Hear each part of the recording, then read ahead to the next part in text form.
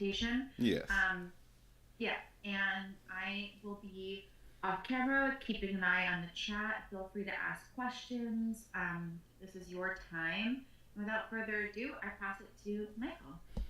Well, good morning, everybody. Thank you for joining me this morning. My name is Michael Clarke. I'm the owner of Culture Shock Investments. I do a lot of work with the financial markets and artificial intelligence, which is why I'm here to show you all how to take advantage of artificial intelligence and different ways you can use it to save yourself time as well as expand your organization's outreach and impact in the community. All right. So we're going to get started with the agenda that I have put together. I'm going to let you know we're going to go why AI matters for non-for-profit organizations is the number one thing we're going to talk about. And we're going to go into the key concepts and different AI types.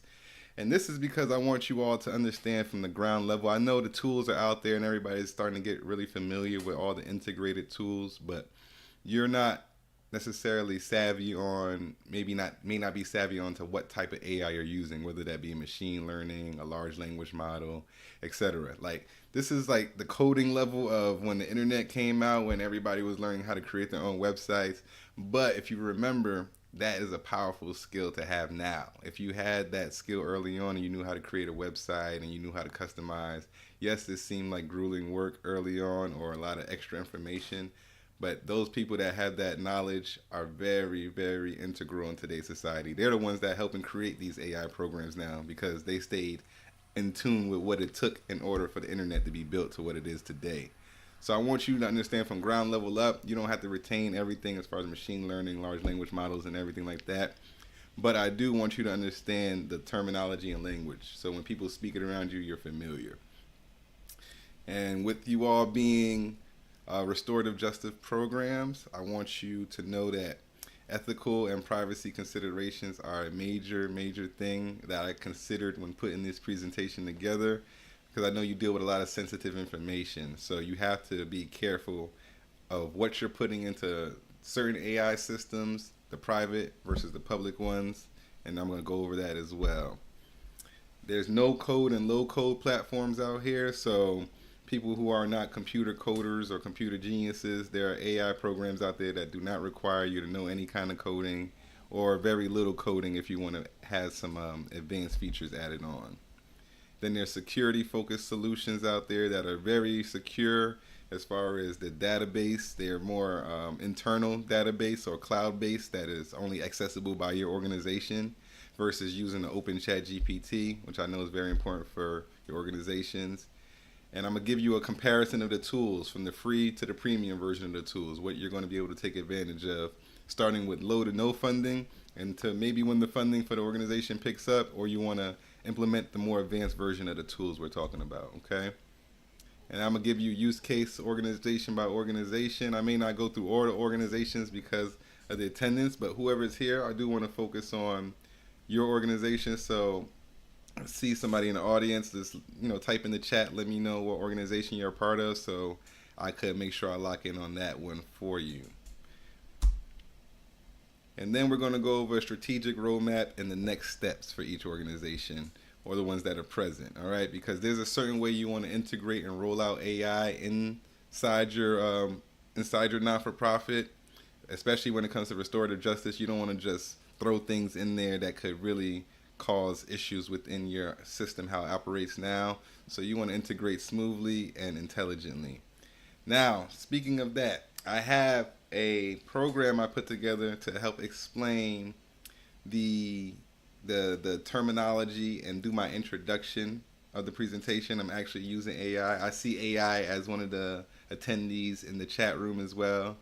The note taker AI, which it comes in, it attends meetings for you, and it'll summarize the meeting, and it'll take notes and come back to you with the most pertinent information, so you don't have to sit through hour and a half long meetings. So I'm actually happy someone's using that in here. Doesn't bring any offense to me. I'm actually very happy that's being used. It shows that the technology is, some people are familiar with the technology already and how to use it to save time, which is the goal. We want our time back so we could do more creative and implement and be more impactful and hands-on in our community. Okay. I'm gonna get the video, I'm gonna get the audio started, and as the audio plays, I'm going to go through the slides for you, and that is how we're organized. That okay?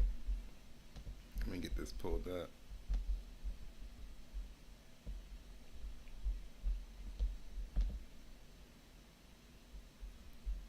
and let's do the intro. Let's get this started. Welcome to the deep dive. Great to be here. Today we're tackling a really fascinating intersection: artificial intelligence and restorative justice. Yeah, AI and RJ. It's a big topic. And you, our listener, have shared just a great collection of material with us. Stuff looking at how AI could actually be used in RJ practices. Right. Both the exciting possibilities, but also some really important things to keep in mind. Exactly. So our goal in this deep dive is really to pull out the most compelling, maybe the most thought-provoking ideas from all these sources. Yeah, we want to give you a clear picture, hopefully, of how AI could be, thoughtfully woven into the fabric of restorative justice. Offer some real advantages, maybe, without getting totally bogged down in the tech speak. Right. A shortcut to understanding this evolving landscape. Absolutely. We're talking about the potential to really boost what RJ organizations can do, how they can help individuals, maybe making things more efficient, reaching more people. Mm-hmm. But the key is mindful implementation, right? Doing it carefully. Definitely. So, where should we start? Where in the world of restorative justice could AI really begin to make a tangible difference? Well, the material points to several key areas. Mm-hmm. Outreach is a big one. Outreach? How so? Imagine an AI-powered chatbot, available 24/7, answering community questions. Okay. Like for an organization like Faith and Harm Reduction, maybe someone asks, what should I do if someone overdoses? Or, when's the next healing circle? So immediate access to really vital information, anytime. Exactly, that kind of instant support. That's a great illustration. And it's not just those first questions, is it? The sources also mentioned documentation, which can be pretty time-consuming. Oh, precisely. Think about those really detailed, often nuanced conversations in restorative circles. Yeah. The Midtown Community Court's Youth Pan CT program, for instance, they could potentially use AI to summarize case notes, track progress more efficiently. Which would free up their staff. Exactly. Free them up to spend more time actually engaging with the participants, doing the core work. Right. So taking some of that admin load off, that seems like a recurring theme. It is. And the sources also highlight AI's potential in, broader operations, too. Okay, give me an example. Well, translation. Think about instantly translating materials. Yeah. Make the Road NY works with such a diverse community. Yeah, that would be huge for them. Right. Using AI to translate outreach docs into multiple languages. Yeah. Making sure the message actually reaches everyone. Hmm. Or AI could help with scheduling, maybe. Even analyzing data to spot trends, understand impact better. Okay. The underlying idea, as one source put it, is kind of doing more with less. But keeping the focus on the important stuff. Right, on healing and community building. Not letting the tech overshadow the mission. It's about making the human efforts even more effective, maybe. Okay, so when we say AI, it's still a pretty broad field. Can we maybe break down some of the core concepts, the ones that are really relevant here? Absolutely. Yeah, let's clarify some terms. So at the base level, you've got machine learning, ML. Okay, machine learning. What's really interesting here is that instead of us programming every single step, ML systems learn. They learn from examples. How does that apply to RJ? Well, imagine an AI looking at data from, say, past successful RJ cases. It could learn to identify common factors or approaches that led to positive outcomes. Ah, okay. So it gets better at spotting patterns the more data it sees. You got it. Then we move into some more advanced areas, like deep learning, neural networks. Right, I've heard those terms. Yeah, deep learning uses these networks, sort of loosely modeled on the human brain. They're especially powerful for processing what we call unstructured data. Unstructured data. Like text, audio recordings, images, stuff that doesn't fit neatly into a spreadsheet. Okay. Deep learning is really the engine behind a lot of the recent breakthroughs in AI. It allows for a much more sophisticated grasp of language context. Which sounds super relevant for RJ with all the conversations and stories involved. Exactly. Because circle discussions use natural language, deep learning's ability to get the context and nuance is really powerful compared to just, looking for keywords. Gotcha. And that brings us to generative AI, which feels like it's just everywhere right now. It really is. Yeah. So generative AI is AI that can actually create new content. Create, like write things. Yeah, write text, answer complex questions, generate images, even music sometimes. Wow. Any RJ examples in the sources? Yes, DREAM was exploring using generative AI like ChatGPT or Bard to brainstorm new workshop activities. Wow, interesting. Yeah, like integrating art into conflict resolution sessions. Think of it as like a superpowered brainstorming partner, suggesting ideas based on patterns it learned from tons of data. Okay, so it learns from what's out there and then generates new related stuff. And the real workhorses behind a lot of this are large language models, right? LLMs. Correct. LLMs are essentially very, very large generative AI models, trained on just massive amounts of text data. And they can do a lot of different things. That's what's remarkable, their versatility. A single LLM can answer questions, summarize long documents, translate languages, write different kinds of content, all based on a simple prompt you give it. Okay, like ChatGPT. Exactly. OpenAI's GPT-4, which powers ChatGPT, Anthropic's Claude, Google's Gemini, those are the big ones. They're the engines in many chatbots and AI writing assistants. Now, we hear about different kinds of chatbots. Are there important distinctions we should lay out? That's a good question. Yes. Broadly, you have general-purpose chatbots, like the ones we just mentioned, ChatGPT, Claude. They're trained on diverse internet texts, so they're really adaptable for all sorts of tasks. Okay, the all-rounders. Right. Then you have domain-specific models. These are fine-tuned for particular tasks or sectors. Like healthcare or law. Exactly. Or maybe in an RJ context, tools focus specifically on educational resources or mental well-being support. Critically, these would need appropriate safeguards built in. So they have deeper knowledge in one area. Right. A general chatbot might answer basic FAQs, but a domain-specific one for, say, mental health would be trained on therapeutic techniques and safety protocols. Much more reliable for those specific needs. That makes a lot of sense. The sources also mentioned AI showing up in tools many organizations already use day to day. Yes, embedded AI in productivity tools. That's becoming super common. Like Microsoft's Copilot. Microsoft 365 Copilot is a perfect example. It integrates GPT-4 right into Word, Excel, Outlook, Teams. So you can use AI while you're working in those apps. Yep. Draft documents, analyze spreadsheet data, generate email replies, all within that familiar and importantly secure Microsoft environment. Okay, bringing the power right into the workflow.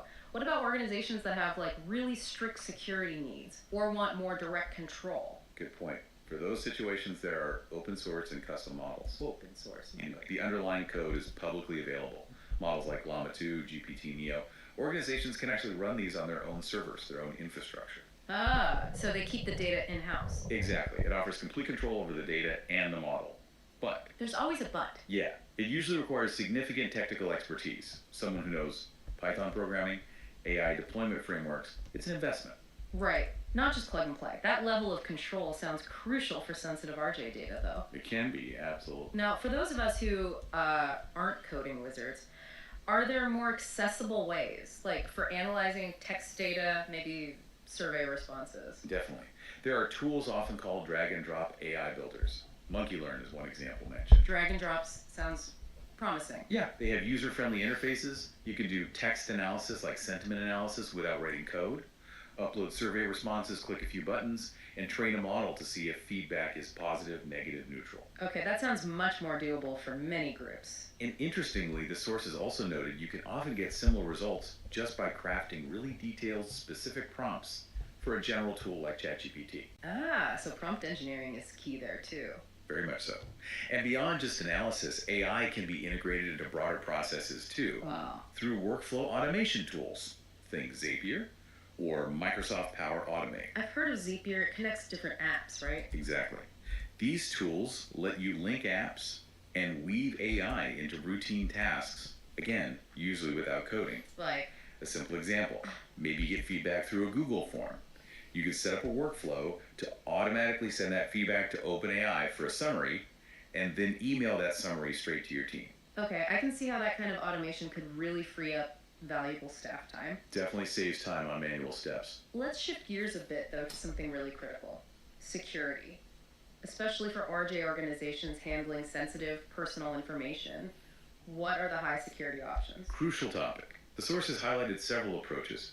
First, there are enterprise-grade AI services. Like ChatGPT Enterprise. Exactly. They offer enhanced privacy features. A really key benefit is that they often guarantee your business data isn't used to train their big AI models. So your data stays more private? Yes, and they usually comply with strict security standards like SOC 2. It's a more secure, business-focused version. Okay. And you mentioned Microsoft 365 Copilot earlier that has security advantages too. It does. Because it operates within the Microsoft 365 cloud, it benefits from Microsoft's existing security framework. This helps keep organizational data protected without needing to send it out to external services. Right, it stays within that known ecosystem. Mm-hmm. And then for the absolute highest level of data control, the Fort Knox approach. That's where on-premise or self-hosted models come back in. Using those open source LLMs we talked about, like Llama 2 or DALL-E, and running them entirely on your own servers or private cloud. Maximum control. Maximum control over data. But again, it requires that specialized IT knowledge and the computing hardware. Got it. Though there are also enterprise packages from vendors like IBM with watsonx or on-premise solutions from Hugging Face that cater to this need more directly. Okay, so there's a spectrum of options really depending on technical capacity and security needs. All right. So that was the program I used to pretty much do a podcast style presentation of my research and information on these organizations and how to integrate AI into them and what would be most relevant for each organization. So in talking about the tool, we have the tool here in the chat room recording the session and going to bring back a transcript. And then I also use the tool here as well to create that podcast form style of explanation, which can be very useful to keep people engaged in certain kind of formats, because people like listening to conversation style format, especially when it's something that is very smooth. It doesn't come off like a AI program. It comes off very realistic. And these are just going to get better and better over time as AI continues to develop. So I want to go over those solutions with you. So here's a pretty much a breakdown of all the AI tools that were just spoken about in that breakdown. It's going to give you ChatGPT. It's going to pretty much go from top to bottom. You'll see on the left-hand side is the tool name. And on the right-hand, from left to right, you got cost, ease of use, the different use cases, and the level of security that you're going to be provided with each of these programs, okay? Now, when it comes to ChatGPT, everybody's familiar with ChatGPT and how useful it can be. It's a free service, and then also has a $20 paid version that you could buy and use with more upgraded tools based on what your organization's needs are. But I usually tell everybody to at least start with downloading ChatGPT first to get a feel and understanding for the different variations and things you can do with AI, from image creation to copy and pasting documents into it, for summarization, breakdowns. And that's a very easy to use platform, and it's great for beginners. Cloud Pro, that's from Anthropic. That's a AI company. They're about $20 a month. It's also very easy to use, and it's a little more sophisticated in its responses than ChatGPT. It's bigger. It's better for large documents and for chat interfaces like chatbots. That people want to install chatbots on their organization's page in order to help the grantees or the people that are in your programs coming to the websites for questions. Those chatbots can be facilitated through Claude Pro. Then you got the M365 Copilot, $25 to $30 a month, which is very low cost, very easy use. That's good for email responses, blast emails, automatic response, email summarization for you. That is going to be security level. It says tenant only processing. So that means that it's only on the cloud. And what that does, that lets you know that Microsoft 365 prides itself on its high level of security. The Office suite, whether you're using Microsoft Word, PowerPoint, the Excel spreadsheet, they all are underneath this 365 suite. And Microsoft is known for a high level of security and protectiveness over the information. So if your organization has a cloud server that it uses already through Microsoft, it could just integrate the AI tools via that 365 server, making it much easier to start using from day one versus trying to integrate a whole new program. Okay, Monkey Learn. This was actually one that was new to me that I had to dive in and explore a little bit myself because AI is ever evolving, and every month you're going to hear about new programs and tools that are coming out that can be useful and helpful. So even as someone who's very in the industry and uses AI tools often, I have to keep up with the new tools that are being put out because, like I said, something's coming out almost every week, every month that condenses a bunch of programs into one, making things simplified and easier. So over the next 10 years, you're going to have a lot of that going on, and AI is going to be almost seamlessly integrated into our everyday life is where I see it going.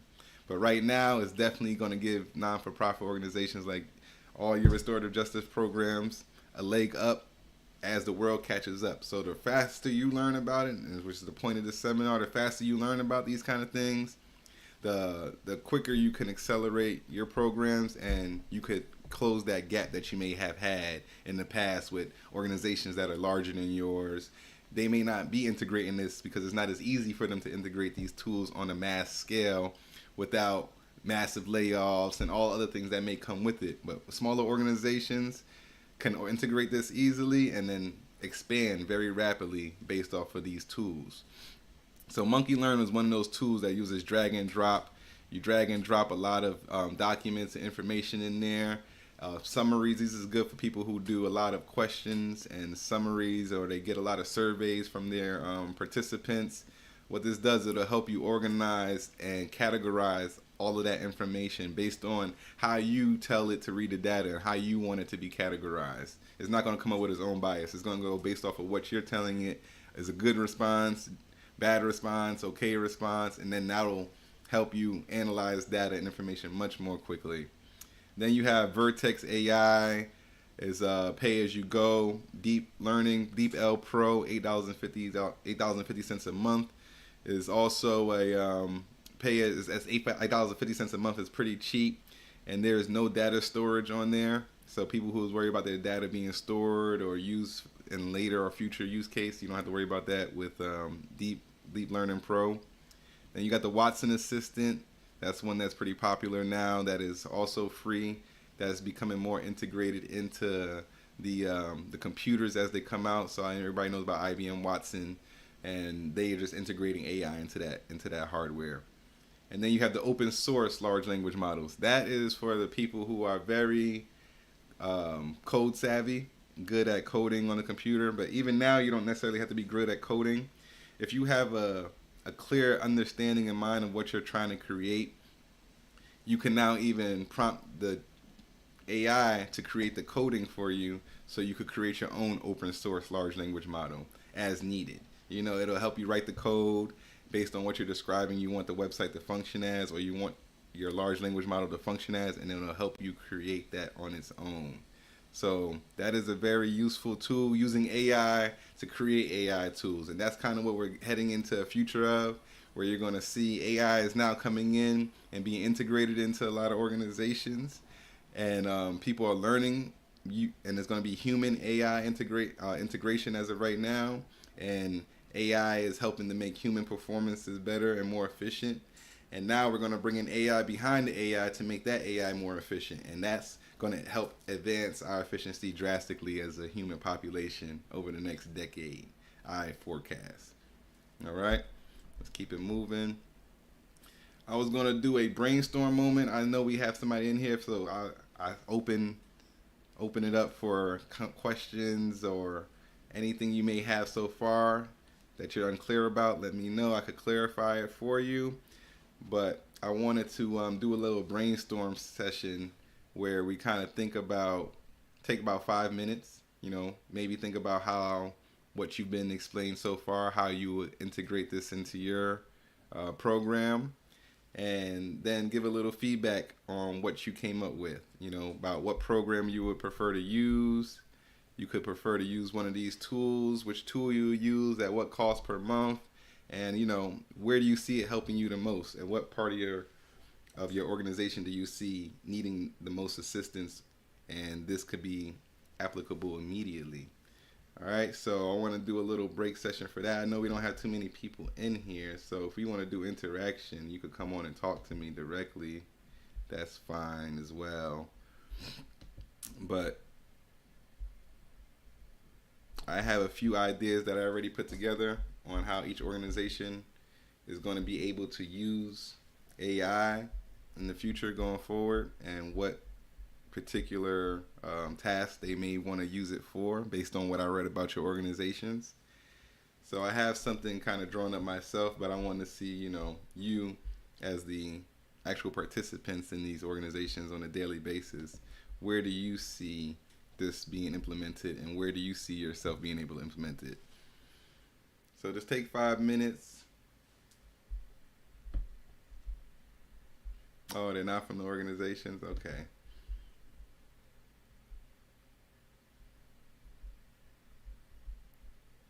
Oh, okay. That's all right. No, that's all right if there's open to all organizations. Well, let me say this then. Anybody who's in here, it doesn't have to be a particular organization. We're here to all learn about AI, right? So take 5 minutes and think about what organization that you are a part of and how you see any of these tools being helpful for you. Whether it be one of the chat bots, whether it be a response assistant, something that helps you come up with programs and surveys to issue. If it's something that helps you train the teachers or assistants you have that help your program, so they can become more skilled in how they interact with all of the people who are coming into these restorative justice programs. Because there's certain ways that you want to interact with different communities, and AI can help train people up on how to use that. Okay, I like that, Gina. Use Monkey Learn to analyze the survey data. Correct. That's one of the things I thought would be the most useful, is putting the Monkey Learn into use based on, I know you guys, like I said, do a lot of surveys, and helping you organize that information and get a clear view of what you're working with and how to work with the group that you're currently working with. That's going to be powerful. That's something I'm planning on putting in use myself for my own business, as I do more surveys and get feedback, or put out certain kind of questionnaires. I like ChatGPT personally. I'll break down ChatGPT to you. It's one of the first tools I started using, and it's definitely helped me expand on my business by help me with promotional and marketing material for specific events that I might be having, or just for my company in general. Because everybody's not a specialist in every part of business. Some people specialize in creating these programs, these restorative justice programs. Some people are good at creating the programs, but they're not really good at the outreach, again, the people to come into the programs. Then you got people who are very good at outreach, but they're not good at creating a specific program or catering a program to a certain sector group of people. And then you have people that are very good with interacting and talking and being there on the spot with people, but don't ask them to write an email or create a document. It just won't happen.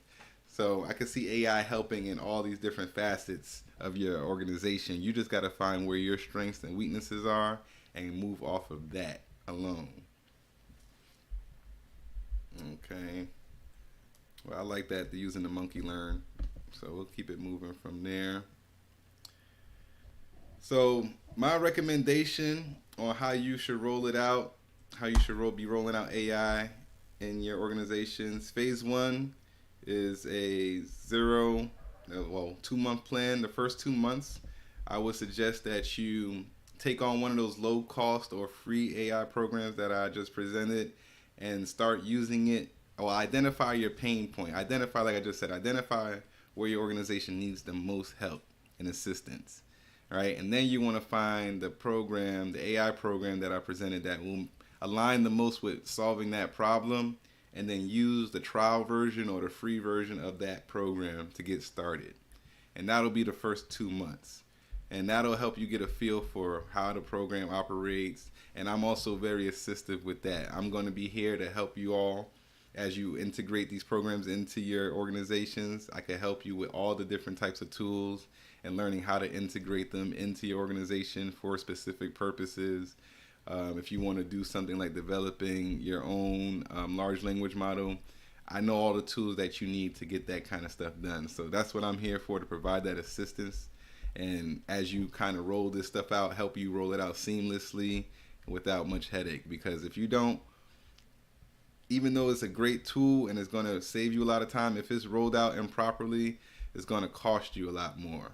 It's going to cost you a lot in terms of trial and error. It's going to cost you a lot more in time, especially because if you're using the free versions to begin with, you will most likely, I know you all are smart people, you will figure it out, but you want to always save time. And that's the whole purpose of this tool, is to save time. So I'm here to help you save time by not having to do so much trial and error that I had to do in learning how to use these tools in a more efficient way. So, for example, you have people that use AI, but they're very unfamiliar with the prompting, right? So you have to be able to prompt your AI properly in order for it to execute the task that you're looking for it to do. But if you're unfamiliar with how to prompt and certain keywords you could use that cover a vast amount of information inside the AI, then you're going to have a hard time getting it to do exactly what you want. It'll perform a task for you, but it may not be exactly what you're looking for as terms of productivity. Okay, so that will be month 1 to the first 2 months. After that, months 3 to 6, you're going to figure out, all right, did this program work for us? How much time did it save? Who were we able to utilize more because we didn't have to have them doing this redundant task? Once you get that analyzation of how the AI has helped your organization, then you want to now create a more formalized structure around how that program is going to be integrated into your organization. Now you could create a whole workflow formalization. Who's going to be using it? Who needs to be trained on this? The policies around it. What information can be put into it? What information we're not going to allow to be put into the AI? That'll be the next 3 to 6 months after the first 3 months. You're going to implement that and figure that stuff out. And then you're going to be rolling into the end of the year. This last 6 months of the year is going to be full integration of that tool into your enterprise. You may even have to go up to the paid version, especially if you want to use secure AI servers. You may have to go to the higher tier paid version. But at this phase, you should have a good understanding and be able to work it into your budget in some kind of fashion where you can see, all right, this is how much it's going to cost, but this is how much we project this program saving us going into the future. All right, and then you could do your budgets and everything based off of that at that point. But now you want to go through heavy evaluation of the return on investment that it has, because now it's going to be fully integrated. So at the end of that 12 months, from that 6 to 12 months, you want to be really focused on how is it helping you save time and money, and if it's really doing those two things. If not, it may not be the program for you to use, because some people want to use AI for the sake of using AI, but if it's not really helping you in any real tangible way, then there's really no point in using it. You know, you probably could find another tool or a more efficient way to accomplish what you're looking to accomplish. So that would be my recommendation on how I think everybody should be rolling out the AI in their programs. Like I said, you don't want to just slap it in and have it automatically integrated and being used without training your team members on it or familiarizing the group members on it, because I know some organizations will even extend this to the group members for them to use on a day-to-day basis. And like I said, remind people about their scheduled appointments. If you guys are having group circles and meetings, it help keep them up to date with that. With job interviews, making sure they go to their job interviews in timely fashion, helping them prepare for job interviews, asking them prep questions. The AI can be programmed to do all these things that you would normally need human presence to do. You can now pre-program into these AIs, and the more programming you do within those first 0 to 2 months or 3 to 6 months of the rollout, the more focus you put into how you want these to be prompted and set up, the less work you have to do later on down the line. Because once you have it set up in a certain way and you have an understanding of how you want these chatbots to operate and the type of information they're allowed to disperse and not use, then it becomes, now that's when it really shows its value in the organization, because early on you're still going to be putting a lot of legwork setting this stuff up. But a year or 2 years down the road is where you're going to see the real results, where you're going to have a lot more time on your hands and a lot more automation going on with helping and doing outreach in the community, which, like I said, ultimately gives you more time to be more personable and more one-on-one time with everybody that's in these restorative justice programs. Okay, and one-on-one human time is more valuable than any machine time or AI time that anybody could get. So they're going to be getting a lot of AI assistance, but the human touch is always needed. And like I said, in all of these, you always got to have a human verification or a human auditing what the AI system is putting out, what kind of information it's putting out.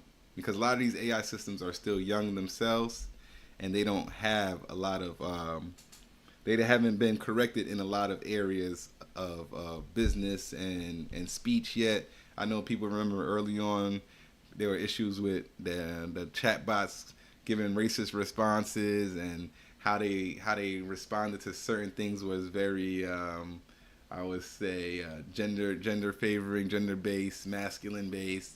So we don't want that kind of response being put out to the grantees or to the members of your organizations.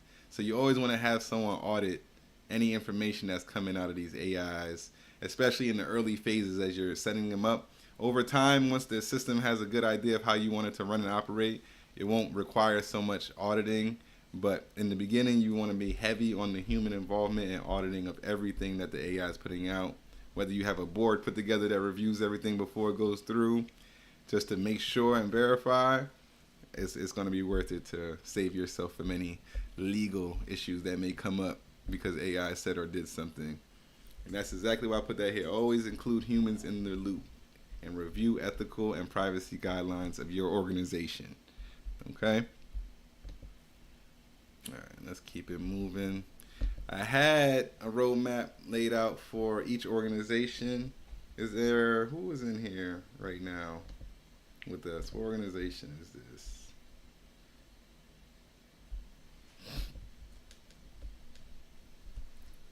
But I came up with specific use cases for each organization that I was given that I was so maybe present. I'm not going to have to go through all of them, but just to give you an idea of how the AI could be integrated in, you could go ahead and look through some of these. You got the DREAM program, and this would integrate art into conflict resolution. So this would be using the DALI program, which is on ChatGPT, or the image generator programs that are out there. And you also have Sora, which is more of a short 10-second video clip that is able to be developed based off of a prompt. This could be used for that. That could be used for this organization to help them with their conflict resolution, using art for conflict resolution. And the ChatGPT and Bard systems could be used to help brainstorm different workshops. And then, like I said, once you have it catered to what kind of workshops that you generally are looking for to execute within this group, it's going to give you a vast range of different ideas that you can implement. And it could even give you an entire roadmap on how to roll those workshops out if there's something new that you haven't done before. It's very assistive in those kind of ways. I tell people, AI is like your personal assistant at the cheapest price you're going to get one at today. So $20 for an employee that's going to execute and do all the tasks that you're going to input into it, that is a steal of a cost, which brings a lot of people fear because they're like, oh man, AI is going to take my job. They won't need me anymore. What I say for those who feel that way is you want to amplify your value by learning this as fast as possible. Because the more you're able to understand how AI is being used in the different ways it's evolving, the more value you're going to be able to bring to your organization by implementing these tools and knowing how to manage these tools. Because like I said, the human touch is always going to be needed. So by understanding how to manage and implement these tools on an efficient basis is going to help you remain in a state of high need in the organization. But like I said, the human touch is always going to be needed.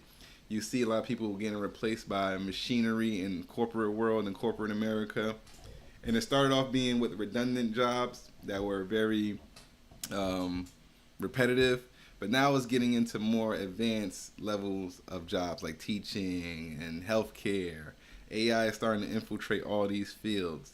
And it's like I said, it's not something that I think we need to have fear over, but I do think we need to have confidence in our abilities as human beings to adapt and grow and understand the technology. All right, we're not going to be taken over by AI. If anything, we're just going to be amplified and enhanced, which is why I called the program S.A.G.E program. And S.A.G.E program is pretty much representing our need to sage and clear these bad thoughts that we have about AI out of the communities, out of the underprivileged communities, because we're the ones that need to implement and use these the most. You see the big organizations, the Microsofts, the Apples, Googles, if they feel a need to amplify their business and use AI to do it, what makes you think that you not using it is going to create any kind of advantage for us in closing things like the wealth gap, or creating opportunities for people who are coming out of prison or in restorative justice situations? Not using these tools is not going to amplify our ability to impact our communities. So we want to embrace them. We want to embrace them in an intelligent way, and we want to utilize them in an intelligent way. And that is why we need to understand the different programs and the basics of AI that's out here. So like I said, I did a breakdown of the use case for each organization. When I come in person and we do an in-person seminar, I'm going to have a lot of these AI tools open and for you to use on the spot, and we could get an idea of how quickly results can be drawn from these AI tools and what the extent and capability of these tools really are. And as I'm there in person, I could, help you get more understanding of what tool you're going to be using, and I could give you an introduction to that tool. And later on, as you start growing with it and you need more help, I'm going to be available for one-on-one sessions and time to spend time with your organizations to help you implement these tools. Let me see, we had a good amount of organizations. I think there were 16 organizations I did it for. And this is just the initial integration of the tool into your organization. And after that, you still have a phase 1, phase 2, phase 3 rollout like we just talked about that you have to do. And that is the plan that I have put together for a lot of your organizations as well. And whenever you're ready, I can help you all roll those out. Now, the best use practices for AI. Like I said earlier, we want to make sure you are defining what data is allowed to be put into these AI systems. You deal with a lot of sensitive private information. It should be very clear if you're using, especially if you're using a publicly based AI that is not on a secure server or on the Microsoft 365 cloud, then you definitely want to anonymize the data. So, change the name up from the person that you're actually talking about. Switch some of the information that is going to be too revealing of the person, but you can still get the response you need. You're just taking out the personal information. That's one thing I would suggest if you're going to use the free the free AI, like the ChatGPTs without the paid versions. I suggest you go about it that way. Mandate human review. Like I said earlier, you want to make sure there's always another person looking over the AI's shoulder to make sure that the information is giving is 1, accurate, 2, doesn't hold any strong levels of bias, because there are people that are constantly working and programming and entering information into these AIs. So if you put in a certain dynamic of information, it could help create a certain bias within the AI program, which is why a lot of people and a lot of organizations are wanting to create their own in-house AIs, because it helps you guard against certain levels of bias, but it requires you to put in a lot of information now, because it's not drawing off of information from the internet. The AI is not drawing off of a large database of information from an organization that created it. It's only going to go off the information you put into it as an organization.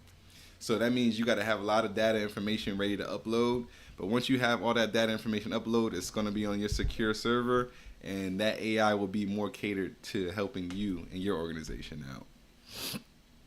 All right.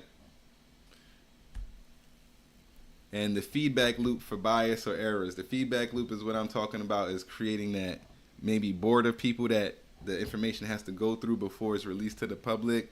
in order to, and then you want to provide that feedback to the AI program, letting it know what you found wrong with what it produced and how it should move for you going forward, or how it should produce said document or workshop or program or trip, how it should schedule these things for you going forward.